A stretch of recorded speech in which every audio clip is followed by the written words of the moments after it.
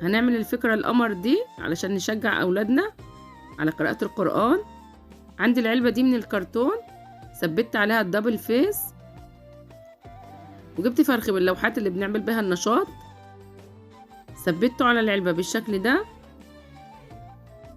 وغلفت العلبة كلها وقصيت الزوايا وغلفت الجناب كمان. عندي الاستيكر الذهبي ده، ومعايا الرسمة دي انا طبعاها من موقع بنترست. قصيت الجزء اللي في القلب وثبته على الاستيكر، وفرغت الرسمة بالكتر، بقت معايا بالشكل الجميل ده.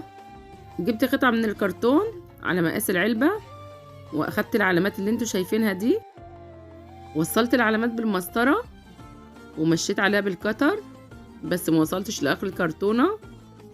هتك عليها بالشكل اللي انتوا شايفينه، هتبقى معايا بالشكل ده.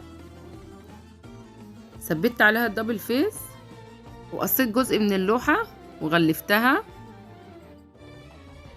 همشي على التانيات بالكتر عشان تفضل موجودة معايا.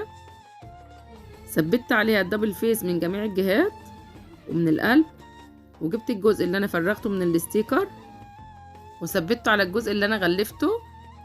جبت قطعة من عصيان الشيش طاووق مقاسها حوالي 12.5 سنتي، وقطعة من الفوم الابيض، ولفتها رول وعملت منها 2.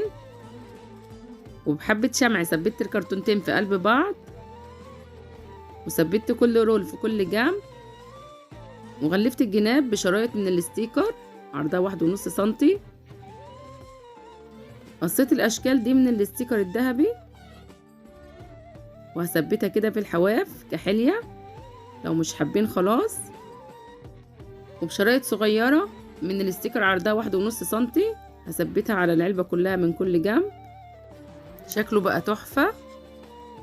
طبقت المصلية بتاع البسبوس وحطيتها كده في قلبه، وده المصحف بتاعها.